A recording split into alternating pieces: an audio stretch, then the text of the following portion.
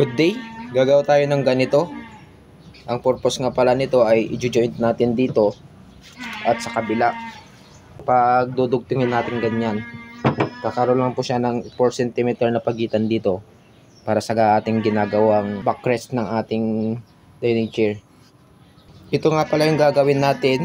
Sa tibulso ko po pinadaan ito, nang sa ganoon ay pantay-pantay po yan.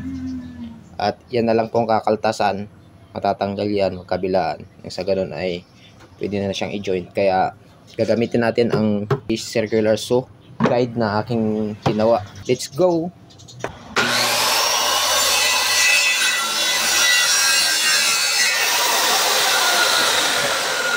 Natanggal na siya.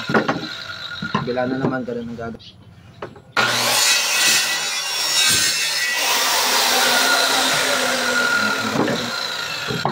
Ito